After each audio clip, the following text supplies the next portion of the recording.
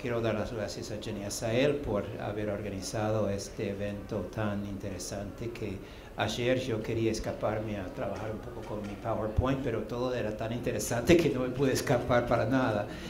Y todo el comité organizador que ha trabajado tanto para estos eventos. Yo, habiendo organizado eventos como este, sé lo que es el trabajo y el estrés de que todo funcione bien, sobre todo a Loreto Muñoz, que nos llevó para aquí, para allá, y lo agradecemos todos. Nos tocó un buen tiempo acá en Santiago. Tengo entendido que la semana pasada no fue tan lindo y estamos contentos de estar acá. Como dijo Rodrigo, yo en realidad tuve más de una década como docente y director de escuela, así que tuve bastante tiempo en, digamos, las trincheras de la práctica. Y siempre llevo a mi trabajo académico ese sentido de ser docente y ser director de escuela, tanto en zona rural, en Iowa, fui docente en Harlem, en Nueva York, y director de un colegio en Puebla, México. Y estoy un poco en la tercera etapa de mi carrera, porque cuando llegué a ser académico me interesaba formar directores. O sea, trabajé en el área de liderazgo, antes decíamos administración educativa. Yo creo que el término de liderazgo es un nuevo discurso neoliberal, que es un vehículo para las políticas actuales, pero en realidad yo me dediqué al mejoramiento de la escuela pública, como decía Pablo ayer, si estaban acá, que hay que mejorar las escuelas públicas, levantar las escuelas públicas. Pero pero después llegó un momento en que decidí que no era suficiente que el director llegaba a ser, como decía, un vehículo de las políticas públicas que estaban cambiando en los 90 y más adelante, y decidí que tengo que entender mejor este contexto de política educativa, que no fue mi área de estudio, así que soy medio fraude en esa área, porque vine nuevo al área de política educativa, pero yo creo que es muy importante que entendamos lo que está pasando, y yo creo que aquí en Chile el discurso es muy avanzado en ese sentido. En Estados Unidos no tanto, ¿no? Yo creo que mucha gente no tiene una crítica de la calidad y esos términos que usan como si fueran obvios su significado, ¿no? Así que, pero quiero diferir un poco con Pablo en cuanto a, como dijo, que tenemos que la gente, las familias de bajo ingreso eligen las escuelas subvencionadas porque las escuelas públicas son malas. Y yo creo que es un error estratégico tanto como empírico. Las escuelas públicas tienen que servir a todos los chicos, y las subvencionadas o las escuelas charter en Estados Unidos hasta pueden elegir, pueden echar los niños, etc. Yo me acuerdo que cuando las escuelas católicas eran muy baratas para estudiar porque las monjas trabajaban gratis, una familia pobre en Estados Unidos podía, si tenían un poco de dinero extra, podían mandar el hijo a la escuela católica, no porque pensaban que la escuela era mejor que la pública, sino porque las otras familias que tenían un poco de dinero extra mandaban sus hijos ahí, y era más bien la capital social y cultural que buscaban, que sabían que los chicos de la pandilla iban a la escuela pública, los chicos con la madre que tomaba heroína, etc.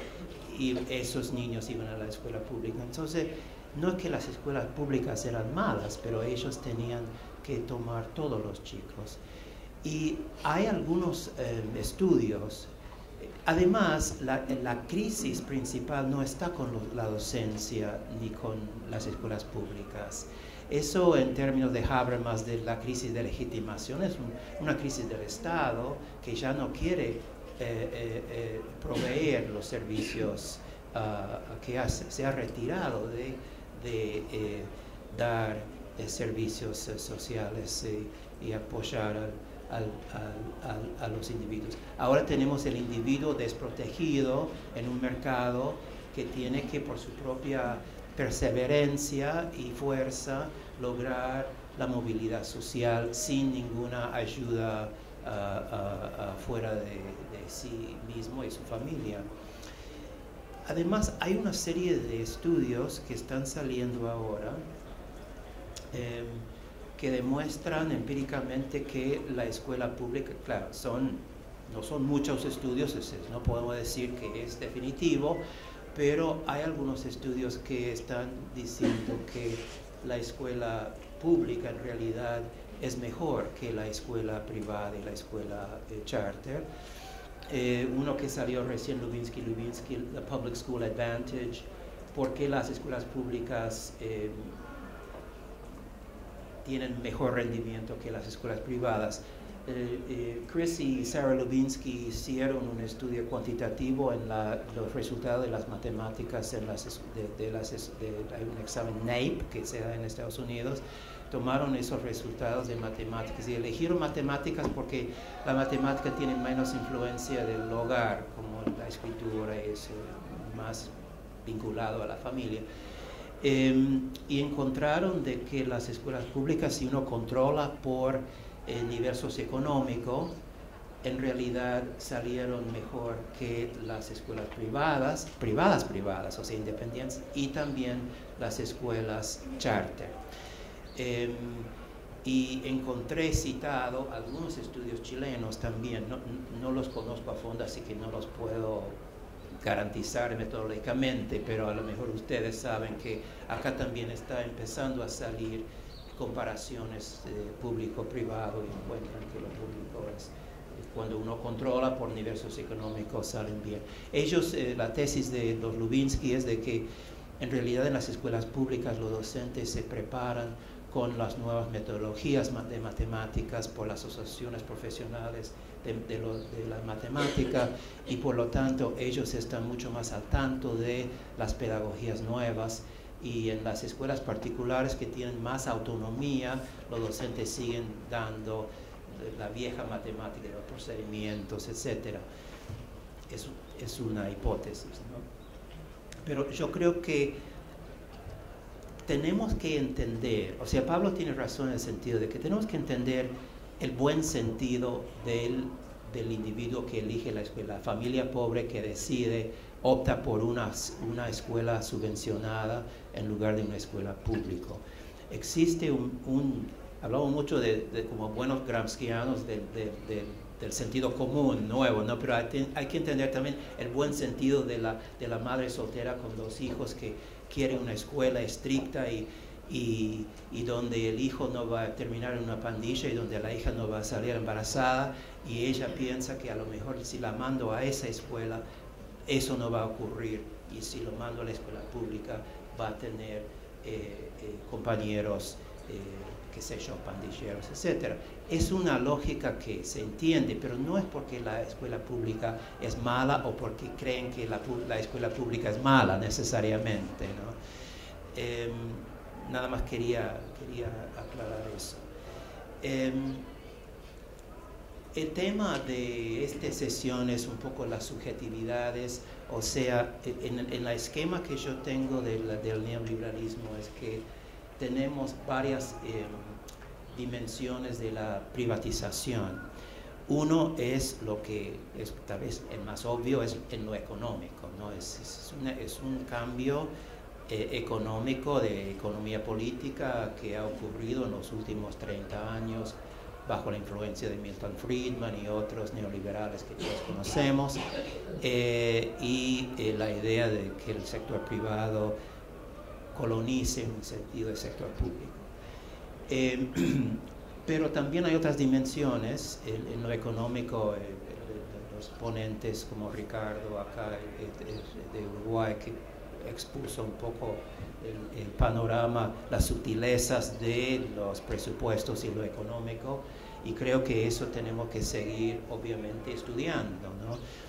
Pero hay otras dimensiones, además de lo económico, por ejemplo, y no voy a detenerme mucho en esto porque vamos a lo cultural, pero la segunda dimensión es lo político, porque el neoliberalismo ha cambiado las formas de gobernanza radicalmente. Nuevas modalidades de gobernanzas, nuevas redes políticas que han documentado algunos investigadores chilenos, Francisca Corbalán, Javier Campos, algunos están empezando a documentar. Hubo un ponente ayer que documentó los actores de poder, que son actores que no existían hace 30 años. O sea, en Estados Unidos era en la educación, las asociaciones de profesionales y los docentes, los académicos, los sindicatos tenían bastante influencia en la política pública en educación. Desde los años 30 hasta los años 70, realmente los actores principales eran educadores en cuanto a la política educativa. Claro, en los años, a principios del siglo XX, hubo una influencia fuerte de los hombres de negocio que nos dieron, o los industriales, mejor dicho, que nos dieron la famosa escuela fábrica de Frederick Taylor y todo eso. Pero de los 30 a los 70 pudimos profesionalizar la docencia, hacer la preparación de los docentes en las universidades, o sea, hubo unos adelantos bastante importantes en cuanto al profesionalismo docente, docencia y las reformas escolares. Empezando en los 80, aparecen nuevos actores. En los Estados Unidos, encabezado por la Cámara de Comercio, en que los comerciantes decidieron que ya el estado de bienestar estaba demasiado crítico a los comerciantes y que ellos tenían que empezar a cambiar ese sentido común del mundo de los negocios, y empezaban a aparecer nuevos actores políticos. Algunos que ya se conocen, supongo, esas nuevos actores, nuevos emprendedores políticos, son los nuevos filántropos, como Bill Gates es el más conocido, pero, o sea, gente que han aprovechado el neoliberalismo para generar más ganancias en sus negocios, y entonces ese dinero, esa, diría Marx, plusvalía que aprovecharon, ahora están usando como individuos privados para hacer política pública. O sea, nadie eligió a Bill Gates para tener tanta influencia en las políticas públicas educativas, y sin embargo es difícil imaginar las políticas públicas en Estados Unidos de Obama sin el dinero de Bill Gates detrás.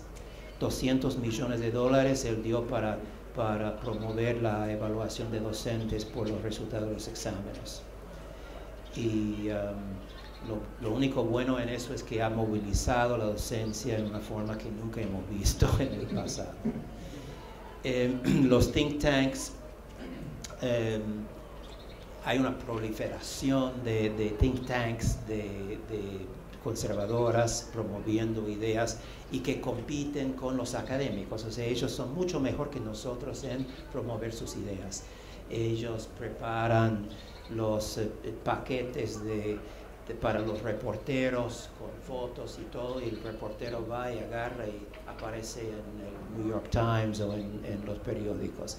Y nosotros los académicos no tenemos esa capacidad de promover nuestras ideas de esa forma. Los edu-businesses, Pearson, eso ya ayer algunos presentaron sobre eso, que tienen mucha influencia ahora en las políticas, tienen sus lobbies en la legislatura y promoviendo las compañías de los exámenes y los textos, etc. Sobre todo las escuelas virtuales y online y todo eso, estas compañías están empezando a tener mucha fuerza. Asociaciones público-privados o los intermediarios ahora que tienen mucha influencia, las compañías de consultoría como Kinsey Company, organizaciones internacionales como el Banco Mundial, que ustedes conocen muy bien toda esa historia. A ver, ya. Ya. Bueno, esto, si quieren, Stephen Ball tiene un libro que algunos probablemente conocen que se llama Educación Global Inc. o algo así, que tiene todo un esquema de las redes globales, y tiene otro libro sobre Inglaterra. Están empezando los investigadores en varios países documentar esos nuevos actores que en muchos casos existen fuera del Estado, que también existen adentro del Estado. Eso es como un partnership entre el Estado y estos actores nuevos. Pero es una nueva forma de gobernanza y nuevas modalidades de gobernanza que están empezando a promover.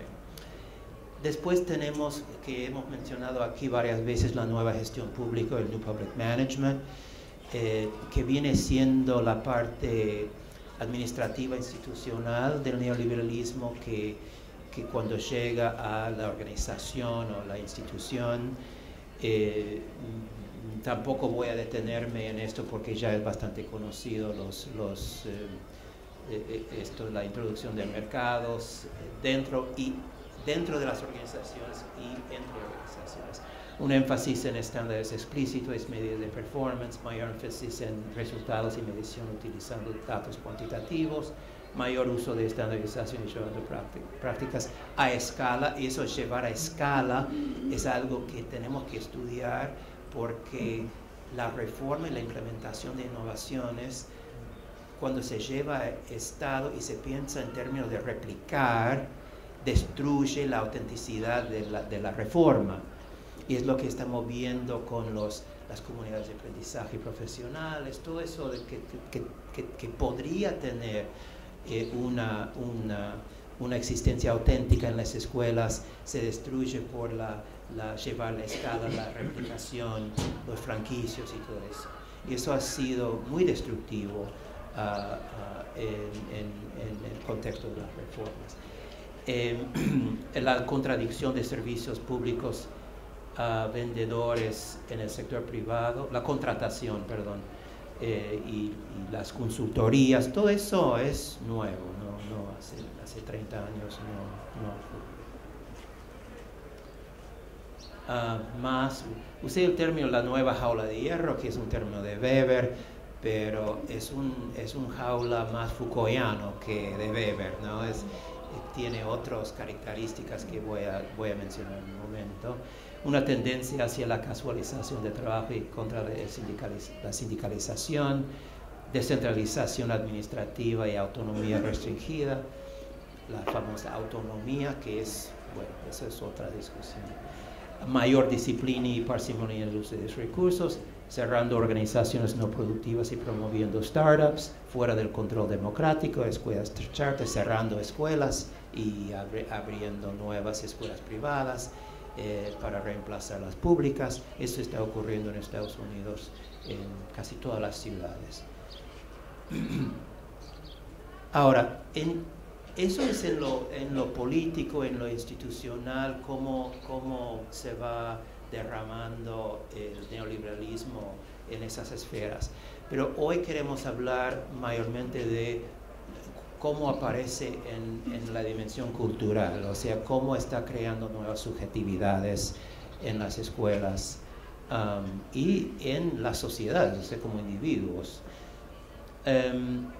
La privatización de subjetividades en el sentido de un rediseño de las identidades individuales y profesionales, el individualismo institucionalizado, la fragmentación, antisolidaridad, el individuo desprotegido, y la privatización del espacio y el tiempo. La privatización del espacio se ve en las ciudades grandes, que van desapareciendo los espacios públicos, y en el tiempo hay una intensificación del trabajo docente que hemos visto, y también una comercialización del espacio y el tiempo. Nosotros, cuando estamos lo comercial ha invadido a todas las horas despiertas de los individuos. Hasta cuando estamos en el internet están recogiendo nuestros datos, ¿no? O sea, todo el tiempo tiene que ser de alguna forma productiva. El único tiempo que no han podido colonizar es las horas del dormir, ¿no? Las 8 horas cuando dormimos. Pero eso es un proyecto que están tratando de cambiar. Resulta que y cada vez dormimos menos, ¿no? Resulta que hay un pájaro, una golondrina, que puede ir 7 días sin dormir cuando migra. En la Universidad de Wisconsin hay un equipo de investigadores que están estudiando esa golondrina para ver si el material genético lo pueden transferir a los seres humanos. Y los fondos vienen también del Pentágono, porque imagínate el soldado que no tiene que dormir por varios días en una misión. Las personas que no tienen que dormir y pueden trabajar más horas, ser más productivas. Entonces, hasta esos espacios están siendo invadidos. La privatización de los medios ya es bastante conocido. En cuanto a lo que me refiero al nuevo profesional, y aquí voy a la sociología de las profesiones que han estudiado, y no solo docentes, pero enfermeras, médicos, trabajadores sociales, o sea, en todos los sectores públicos, porque tenemos que pensar no solo en la educación. Esto está ocurriendo en todas las profesiones. Si lee los journals de las enfermeras, de otras profesiones públicas, están estudiando lo mismo, están experimentando lo mismo, y nosotros a veces nos quedamos muy encerrados en nuestro mundo de la educación y no nos damos cuenta de que son fenómenos mucho más amplios y que podemos crear alianzas con otros grupos. Las enfermeras en Estados Unidos son mucho mejores organizados que los educadores y están influyendo mucho más en las políticas públicas que los educadores. Pero si podemos crear alianzas entre los sectores, yo creo que podemos tener más fuerza, porque hay que combatir esto desde todos los sectores públicos.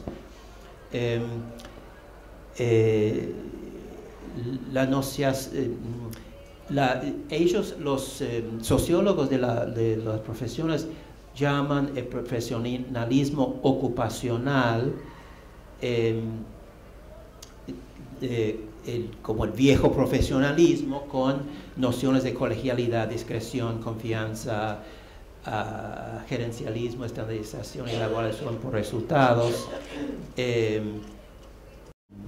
Evetts es la que estudia eso. De eso a una profesionalización desde adentro a una profesionalización desde arriba. O sea, en otras palabras, el profesional está siendo menos controlado por sus propias asociaciones profesionales y las pautas y criterios de su profesión, y mucho más controlado desde afuera por la organización, por el manejo a distancia, a través de los exámenes, a través de las reformas educativas, que representan un tipo de poder que hace el docente más visible, constantemente visible en términos Foucaultianos, porque antes el docente podía cerrar la puerta de su aula y, a menos que venga el inspector, podía hacer más o menos, tenía cierta autonomía profesional. Ahora puede cerrar la puerta, pero el examen traspasa la puerta, y si está evaluado por el examen ya está constantemente visible. He dado algunos ejemplos de del performance de los docentes en el siglo XIX, en 1850 en Inglaterra, que llegaba el inspector y el docente decía a los chicos, si saben antes de que viniera, si saben la respuesta, levanten la mano derecha, y si no saben, levanten la mano izquierda. Así todos los chicos tenían las manos levantadas, pero el docente sabía quién sabía la respuesta, entonces podía impresionar al inspector, ¿no? Pero esa forma de manía ya no funciona, porque el examen, los resultados ya no lo pueden evitar.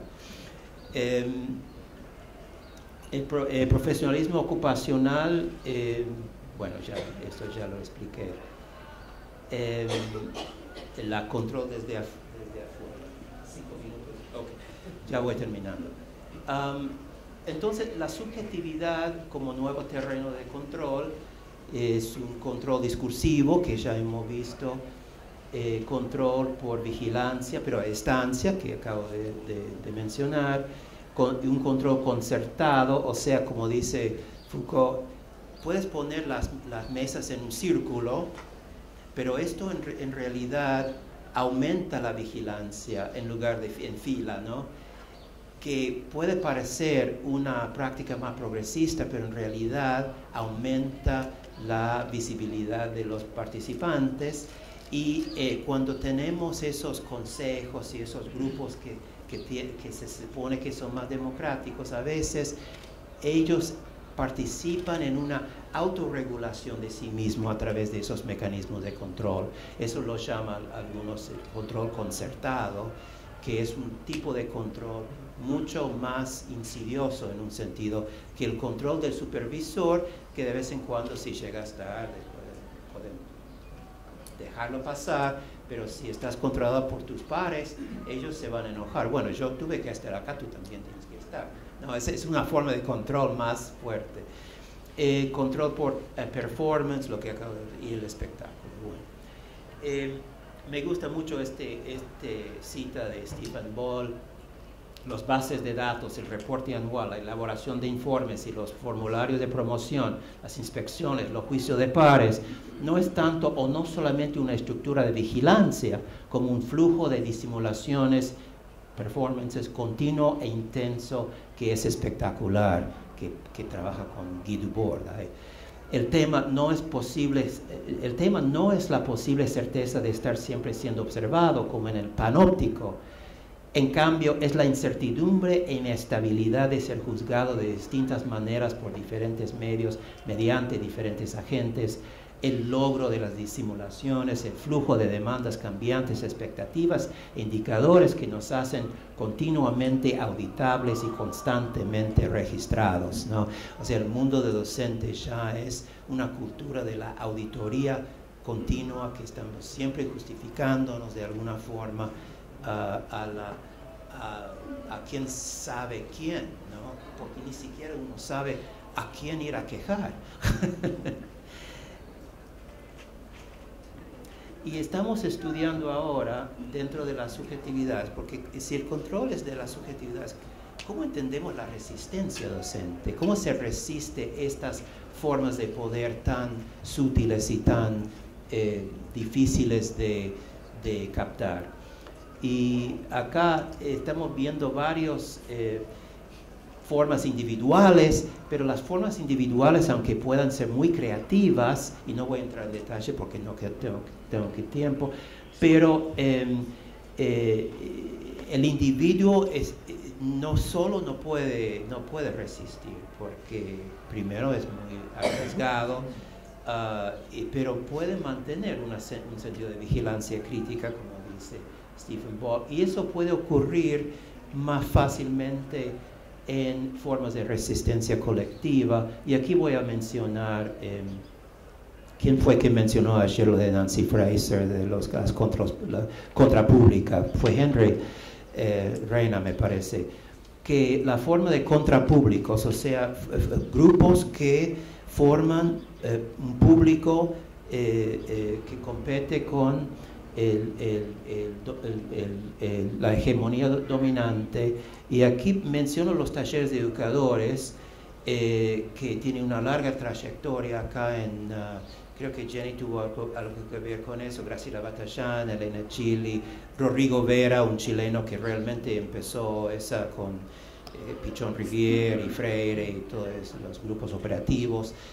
Y Daniel Suárez, que es de una segunda generación, ahora tiene la idea de la narrativa docente, la documentación colectiva de las experiencias docentes, que es un intento de crear espacios críticos de resistencia a las reformas, y creo que representan posibles espacios auténticos para eso. Y con eso creo que voy a terminar, porque un minuto más, bueno. Iba a mencionar las reformas sindicales, porque los sindicatos han sido parte del problema, hay que ser sincero, porque se han quedado en de lo laboral y han perdido su tradición de movimiento social que tuvieron en los años 30, y los vínculos con las comunidades y el profesionalismo docente. En Chicago, que siempre hablamos de Chicago, que tuvo un movimiento bastante exitoso, hubo una huelga hace dos años, y la huelga tuvo éxito porque ellos habían creado vínculos con las comunidades, y cuando salieron los docentes apoyaban las organizaciones de las comunidades, porque normalmente salen los docentes y los padres y las comunidades empiezan a quejarse de que cómo puedes dejar los hijos, qué vamos a hacer con los chicos, ¿no? Pero ellos se ven como un movimiento social. Incluso Karen Lewis, que es encabeza esto, iba a ser candidato al alcalde de Chicago. Desgraciadamente tuvo un tumor de cerebro y no pudo, pero imagínense la fuerza del sindicato de docentes en Chicago, que el jefe del sindicato pudo aspirar a ser alcalde de la ciudad de Chicago, pero lo han hecho porque tomaron el sindicato y lo convirtieron en otro sindicato, ya vinculado con las comunidades, movimiento social. No simplemente decir, bueno, denos más dinero y sacrificamos profesionalmente el tenure, o sea, insistían en que las reformas no estaban bien, que no hay que cerrar escuelas, o sea, crearon alianzas de oposición en una forma muy eficaz. Bueno, muchas gracias.